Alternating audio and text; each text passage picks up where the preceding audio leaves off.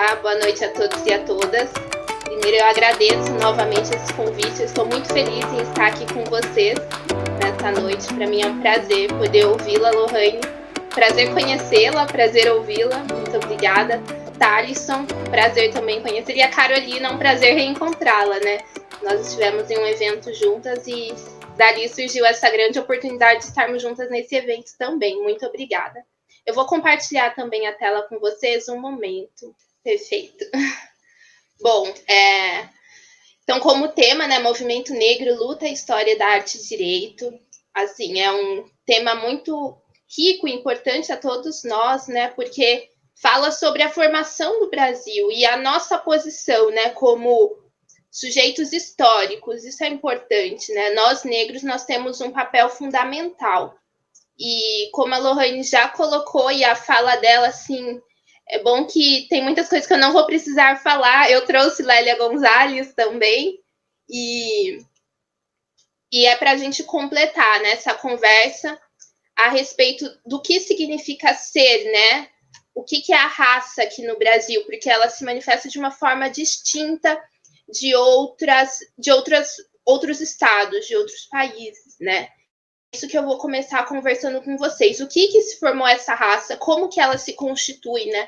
Porque ela é socialmente construída.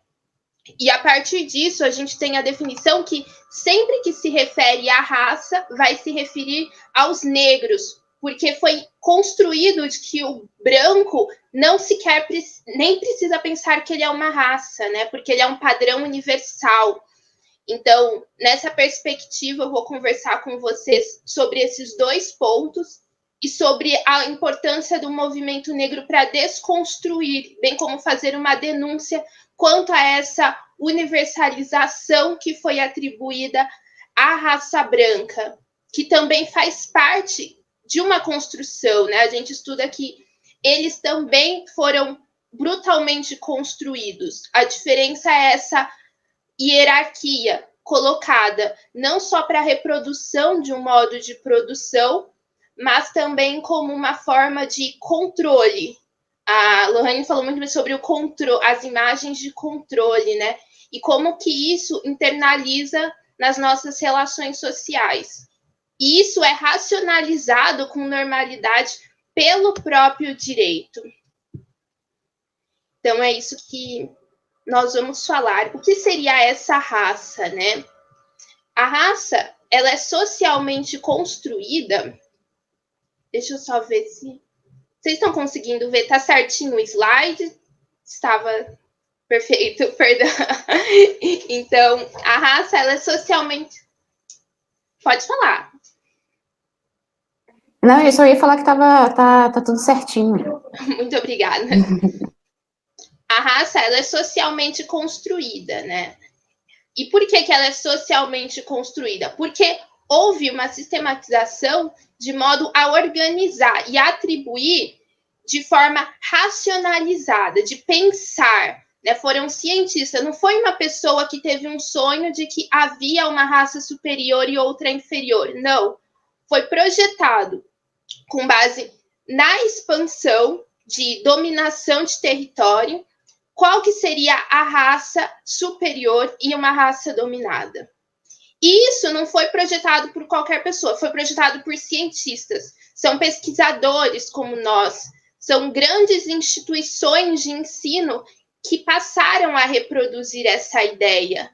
Então, para vocês terem uma noção de que essa perspectiva de raça, ela foi planejada, ela foi pensada.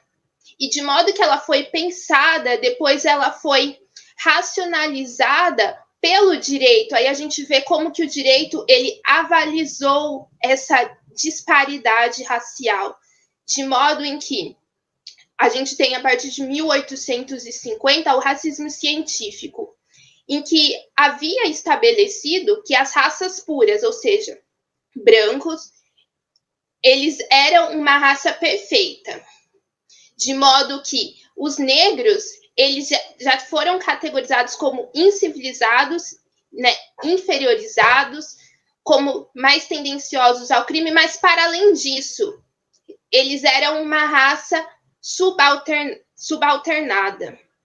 Só que havia algo pior ainda do que o negro nessa época do racismo científico, que era o mestiço. Por quê? Porque tinha um entendimento de que esse cruzamento das duas raças, o relacionamento dos dois daria um fruto que degenera, que é um fruto que não tem uma produção, que é pior do que o negro, que seria esse mestiço. E foi essa mentalidade reproduzida nessas relações sociais a partir de 1850. Houve instituições de ensino no Brasil, Nordeste, a gente tem no Rio de Janeiro, São Paulo, instituições que vieram a contribuir com essas pesquisas. Surgem pessoas dizendo, com nomes importantes, sobre esse racismo científico, a Nina Rodrigues, dizendo que realmente há essa disparidade entre a raça branca e a raça negra e que o mestiço degenera. A gente tem Silvio Romero também dizendo a respeito sobre essa questão do racismo científico, de que ele é uma forma de compreender a sociedade e que, especificamente no Brasil, essa forma de organização ia fazer com que a gente pensasse qual seria o Brasil, né? É isso que a gente vem trazer, o que seria esse pensamento social, é o que o Brasil pode vir a ser com essas raças aqui, porque já havia negros em razão da escravidão, havia negros escravizados, depois, pós-abolição, negros que foram marginalizados, como muito bem colocou a Lohane, né? Ela colocou que as mulheres foram destinadas aos trabalhos domésticos também, porque elas que acabavam sustentando também os lares no pós-abolição, enquanto que os homens sequer idades. Não só isso, para manter essa forma de organização, então, naturalizou-se que havia um lugar certo para cada grupo. Só que passaram a ter um pensamento. Para pensar o Brasil especificamente, já havia acontecido vários relacionamentos interraciais que não foram relacionamentos, né? Foram frutos de violência, de estupros com escravizadas, negras e indígenas. Então, no Brasil especificamente, para pensar o que o Brasil poderia ser, nessa ideia do racismo científico, já não tinha mais como negar ou tirar esses negros e esses mestiços. Por quê? Porque eles já eram um grupo consistente, muito amplo aqui na nossa sociedade. De modo que agora o pensamento que passou a ser reproduzido é o que vai ser o Brasil, já que a realidade é que estamos em uma sociedade com várias raças. Então, com essa questão de que há essas várias raças, passou-se a pensar numa sociedade brasileira em que eles pudessem colocar e manter, então, que esse grupo subalternado, que eram os negros, e esse mestiço, que não teria espaço, ficassem em determinadas atribuições. Por quê? Porque agora a gente já estava num Brasil república, né? Em tese, todos estão formalmente livres. E por que essa liberdade? Porque vai poder justificar que algumas pessoas não tiveram o mérito de ir em busca de condições melhores, não tiveram o mérito de conseguir um emprego, né? Então, essa liberdade existente, ela ainda também era forjada por uma estrutura jurídica que, em tese, dava liberdade, mas não havia espaço, não havia oportunidade, que determinava lugares. E aí a gente passa desse racismo científico já para um racismo que foi estrutural, que está nas relações sociais, de modo que agora ele não é simplesmente porque tem fisicamente, biologicamente, aspectos que o inferiorizam. Não apenas isso, mas a sociedade passou a rejeitar essa pessoa por causa da cor da sua pele, por causa descendência, a sua relação direta com a África. E isso faz com que tudo que passou a ser relacionado à África tivesse um grau de negatividade. De modo que a gente vê no Brasil que essas relações interraciais passaram a ser pensadas para que daqui a alguns anos o Brasil tivesse uma nação, uma identidade própria brasileira, em que, em algumas teorias, esse Brasil a ser pensado seria um Brasil branco. Por quê? Com base na miscigenação, daqui a algum tempo haveria uma sociedade branca. Ao mesmo tempo que havia a teoria de que não, o Brasil, e isso é Gilberto Freire, né, falando, o Brasil ele é constituído de um povo mestiço, e aí ele inverte a balança. Gilberto Freire, no livro Casa Grande e Senzala, de 1933, a primeira publicação, ele inverte essa balança. O mestiço, que era o degenerado, ele passa a ter um grau de importância, porque Gilberto Freire, ele fala que não só houve essa miscigenação, e tem muitas coisas contrárias a serem discutidas a respeito dele, não dá para a gente esgotar nesse momento, mas ele traz, né, no seu ensaio Casa Grande e Senzala, que houve relacionamentos e que, no Brasil, todos eram mestiços, à exceção de um europeu um europeu inglês, que acabou de chegar. Por quê? No próprio livro ele narra que até os portugueses que colonizaram o Brasil, eles são mestiços. Eles já têm ali, ele coloca, eles já estão caídos na península, quase na África, de modo que, para eles, a miscigenação, o relacionamento interracial foi algo normalizado. Então, o Brasil ele se constituía com uma identidade de um povo mestiço para ele.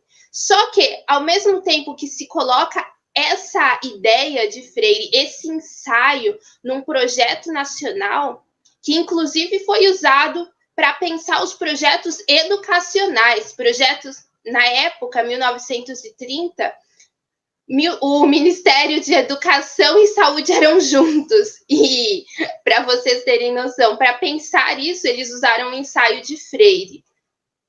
Porque ele fala muito, né, sobre a questão da doença da sífilis, como fazer, como que as fazendas, os engenhos eram piores do que muitos bordéis em razão da doença. E aí eles trouxeram projetos de saúde a respeito dessa questão, pensaram numa identidade nacional reproduzindo essa ideia de que todos são mestiços. E nisso a gente cai num Brasil que reproduz essa ideia até os dias de hoje.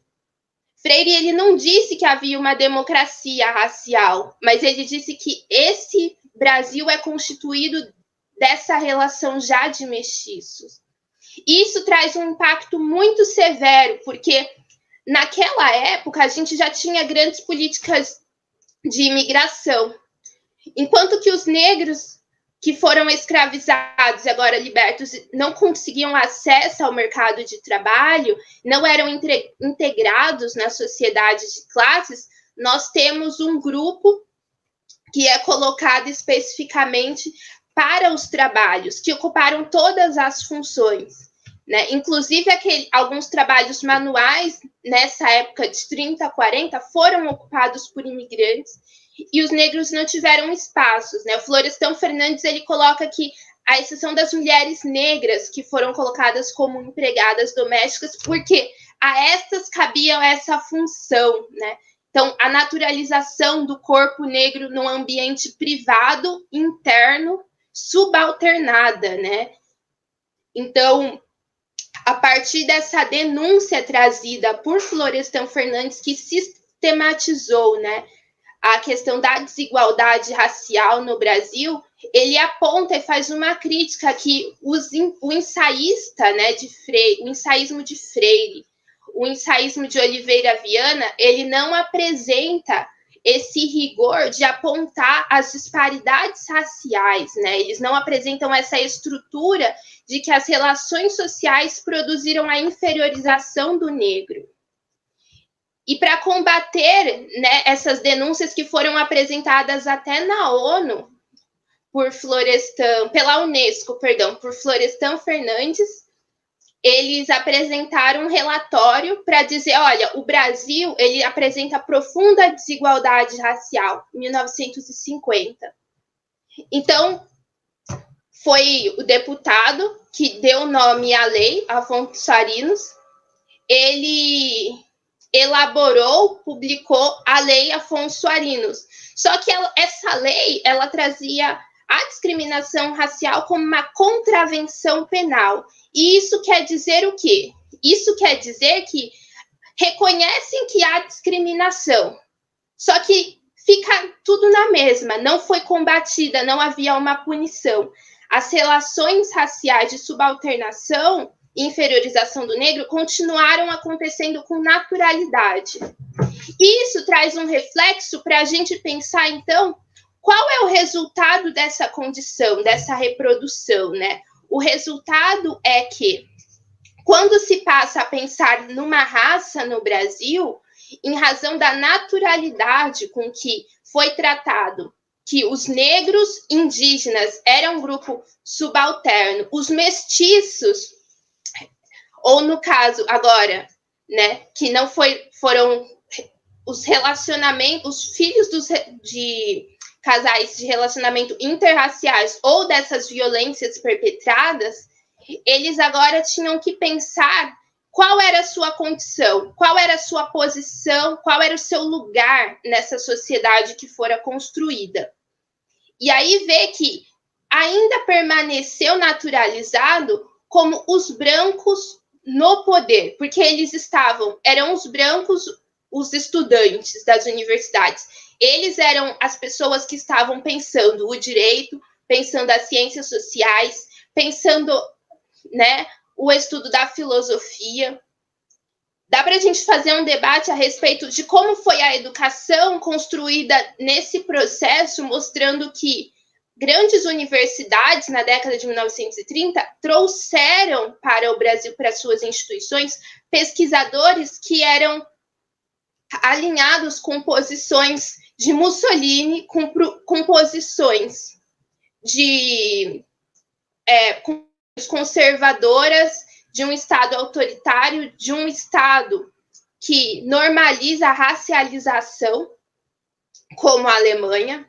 Então, foram esses os pesquisadores, alemães, italianos, ingleses, alguns americanos, que ganharam voz dentro dessas instituições. Não por acaso, como reflexo, nós temos muitas pessoas que não conseguem verificar ou nem conseguem perceber os pontos da discriminação social que era sofrido dentro das instituições de ensino, desde o ensino fundamental, que é sofrido nas relações sociais no mercado de trabalho, porque nunca foi apontado isso como um preconceito, como uma discriminação, como um crime.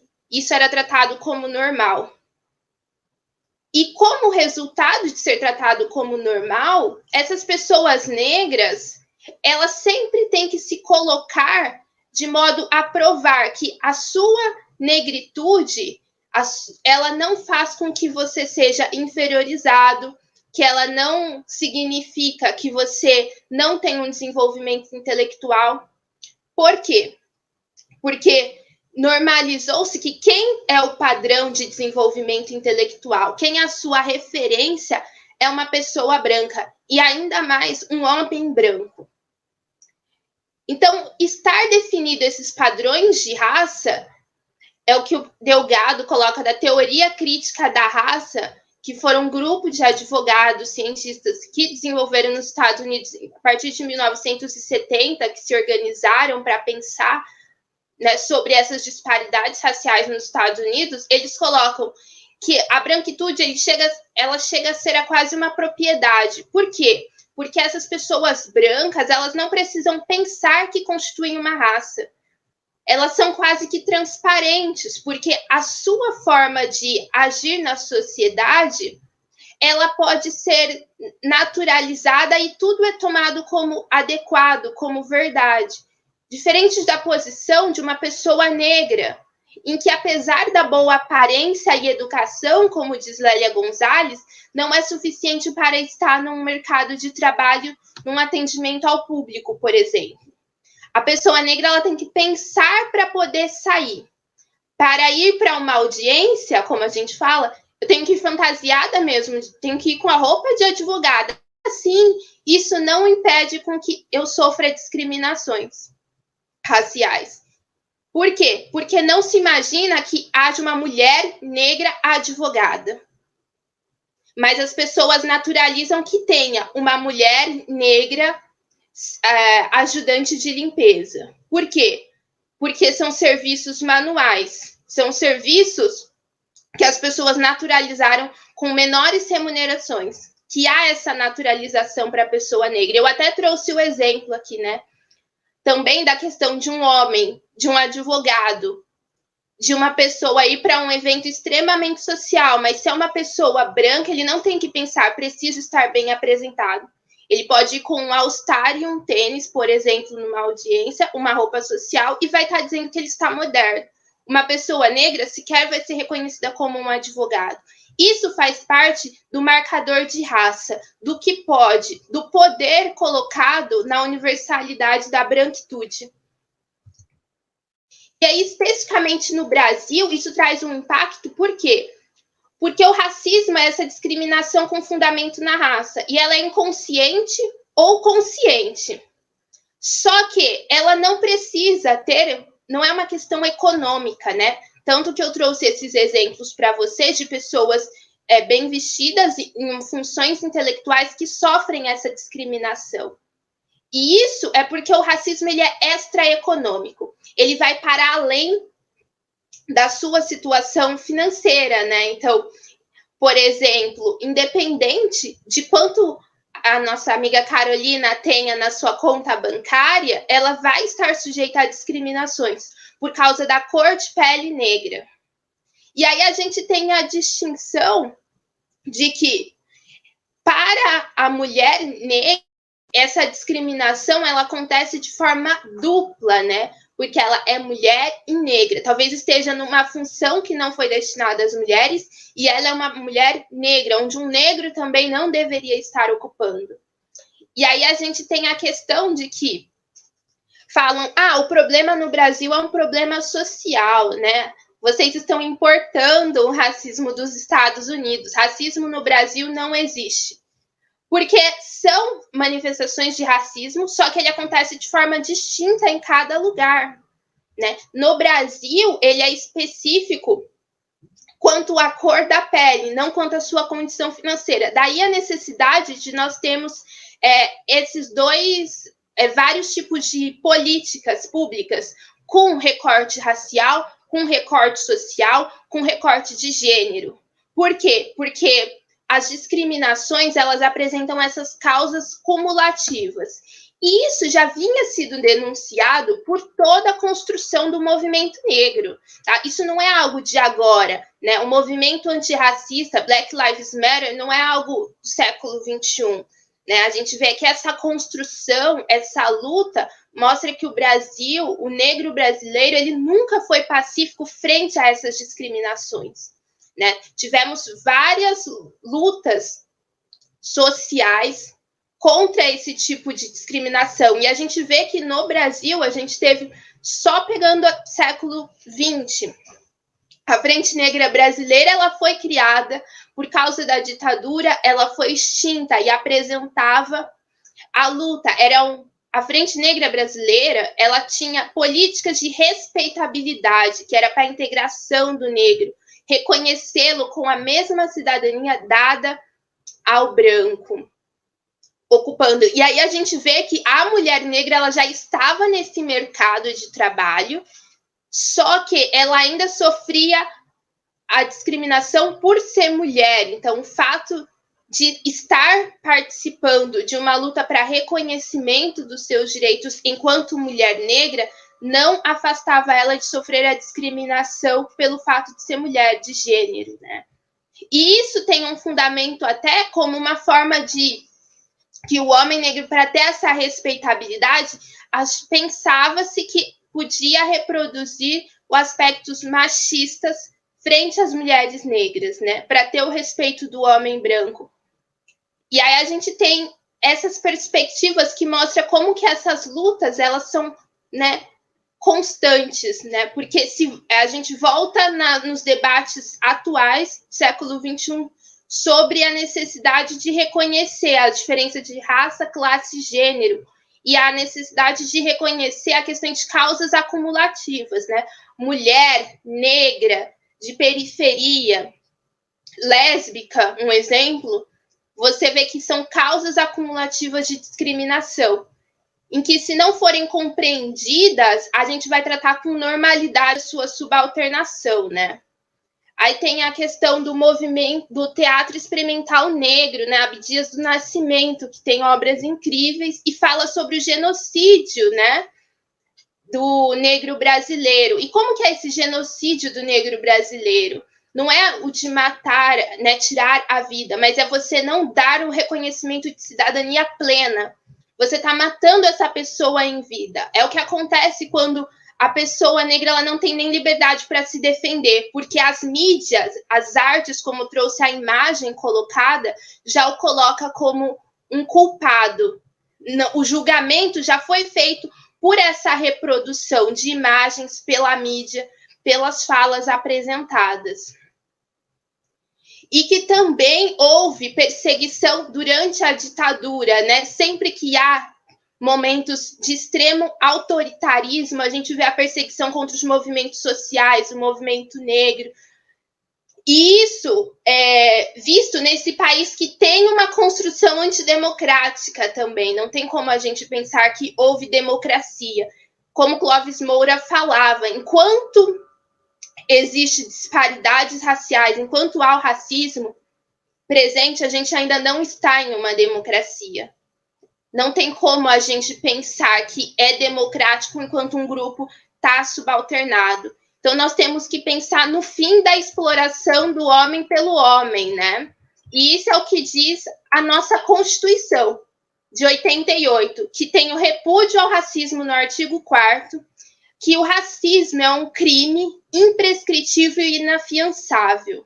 Tivemos grandes avanços na legislação antirracista, especificamente no governo de 2003 ao começo de 2016, não só com as políticas de ações afirmativas, mas também pensando na questão do ensino, da educação, para pensar sobre a história das sociedades africanas, para pensar o negro enquanto sujeito, enquanto cidadão, não ficar reproduzindo histórias, por exemplo, da educação que normaliza o negro em espaços, por exemplo, né, Monteiro Lobato, em algumas de suas histórias. Então, a gente teve reflexão nesses pontos. Por quê? Se o Estado brasileiro se apresenta como democrático de direito, ele tem que ter aplicabilidade, ele tem que ser efetivo no cumprimento dos objetivos de não discriminação, de uma sociedade solidária e justa.